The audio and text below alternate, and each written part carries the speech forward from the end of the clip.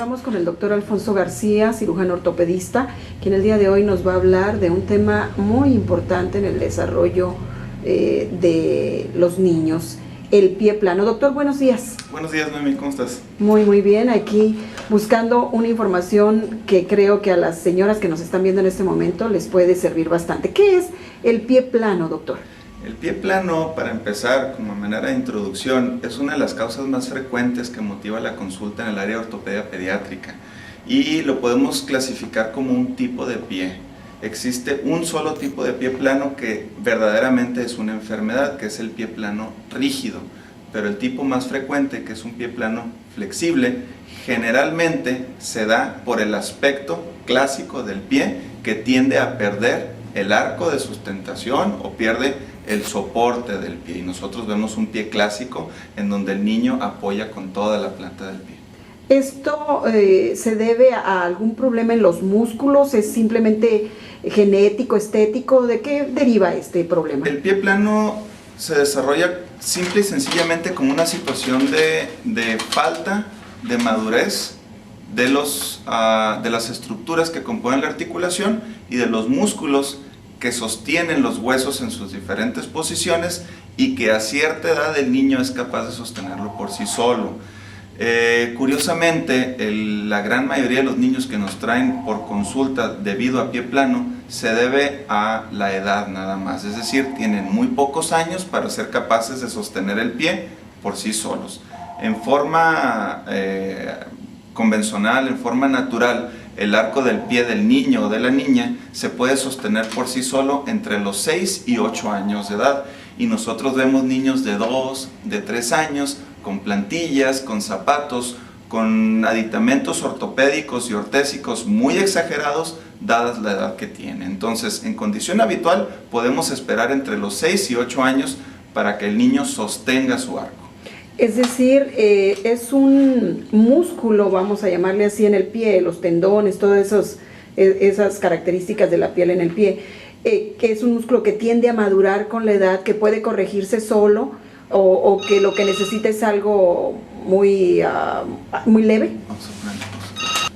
Es decir, doctor, el pie plano en un niño es algo que puede corregirse con el tiempo, con la capacidad natural de crecimiento del niño, o forzosamente se le tienen que hacer ciertos ejercicios, aplicársele ciertos aparatos. Explíquenos un poquito. Sí, Noemí, tienes la razón. El pie plano realmente se empieza a corregir en forma sola. Es una situación de desarrollo muscular.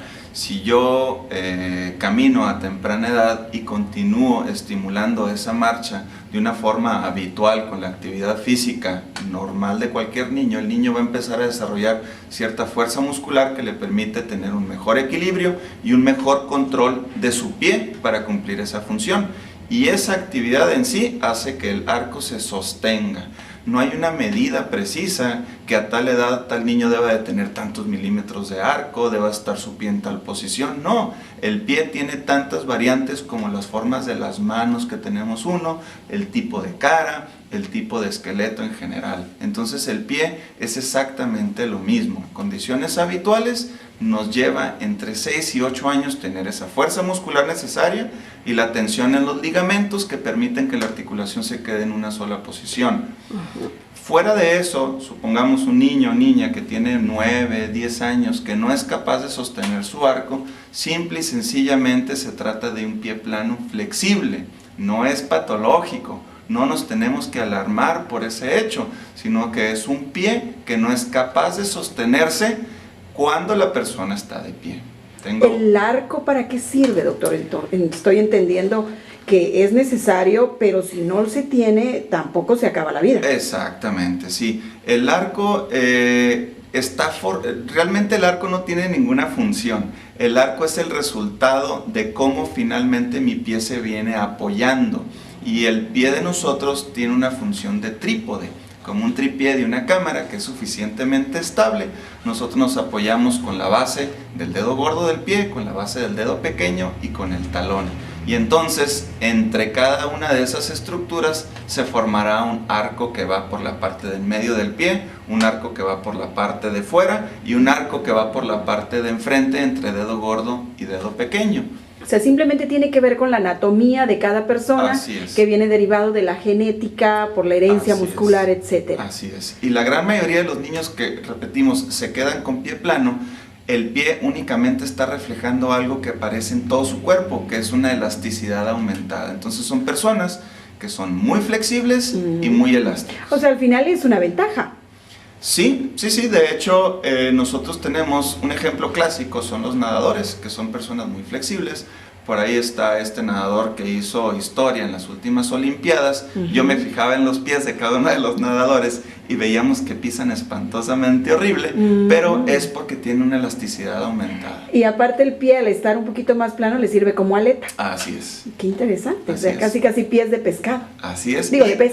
Generalmente las personas que son muy elásticas tienden a tener menos lesiones relacionadas con el deporte, por ejemplo, pero aquí ya nos meteríamos en un tema en donde pudiéramos seleccionar a cada individuo de acuerdo a sus características corporales y enfocarlos a distintas actividades o deportes. Ahora bien, ¿qué pasa cuando una mamá, en lugar de acudir al médico a que le hagan una buena revisión, le diagnostiquen si el niño debe o no debe usar aparatos? ¿Qué pasa si ella le pone los aparatos porque alguien se los sugirió, o un médico que, con tal de que sí los hay, de venderles los aparatos ortopédicos, se los pone, le ayuda al niño, le perjudica?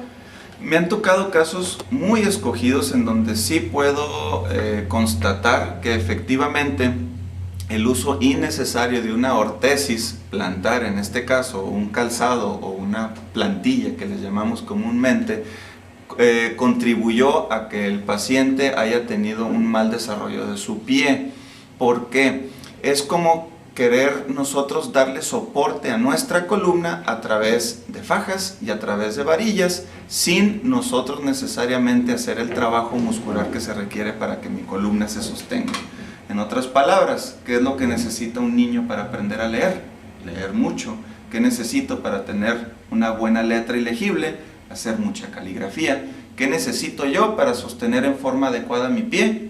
Utilizarlo como se debe utilizar, que es caminar, andar de pie, tener actividades deportivas que promuevan el desarrollo de mi pie. La plantilla es una forma cómoda de darle el sostén de arco al pie. Sin embargo, cuando la plantilla no existe, mis músculos están flojos, a gusto, descansando.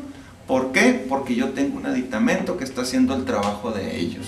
Entonces, esta persona nunca había conocido otro zapato que no fuera el ortopédico y plantilla, y por tal causa tenía un descontrol total de su pie, no se podía balancear por sí solo porque sus músculos jamás estaban acostumbrados a sostener el pie. Exactamente. Ahora, el problema es que los papás, cuando ven que el niño tiene el pie plano, me imagino que al inicio, cuando empiezan a caminar, tienen problemitas precisamente para sostenerse, y eso les empieza a ellos a preocupar. Así es, de hecho es el motivo principal, pero no es por el pie plano, sino que está dado por una falta de coordinación que se presenta en todos los niños que empiezan a caminar. Como dato curioso, uno termina de aprender a caminar más o menos hasta los 9 o 10 años, que quiere decir que durante 0 años y 9 años se pueden dar muchos tipos de marcha que no necesariamente son patológicos. Ahora, el papel, perdón que me salga un poquito del tema, pero en el asunto de caminar, ¿qué papel juega que el niño gatee? ¿Qué importancia tiene? Es una estimulación excelente para la coordinación que va a seguir uno de adulto al estar de pie. De hecho, por ahí de los 5 o 6 meses es muy bueno poner a los niños boca abajo, porque los músculos de la espalda y del cuello se empiezan a fortalecer, preparando el tronco para estar en una posición erguida. De ahí en adelante viene el gateo, que permite la coordinación mano-pie, para que utilizamos nosotros normalmente cuando caminamos. ¿Qué le pasa a un niño que no le dejan que gatee, que el papá, por ejemplo, lo levanta y lo obliga a caminar en lugar de dejarlo que haga el proceso natural? Bueno, en realidad no le va a pasar nada, no le estamos agrediendo al niño de ninguna manera, pero tampoco le estamos dando la mejor oportunidad de aprendizaje. Y yo creo que si vemos la raíz de esto, procuraremos buscar la mejor oportunidad que tenga, la mejor vía de estimulación motriz y neurológica a nivel periférico y nos daremos cuenta que el proceso de gateo, de levantarse, sosteniéndose de algunos muebles, es el proceso natural. De supervivencia, incluso. Sin andaderas, inclusive, sin andaderas. Es muy interesante, doctor, muchísimas gracias. Yo creo que tendremos que seguir platicando del tema de los pies, porque finalmente son la base del cuerpo humano. Así es un tema muy extenso.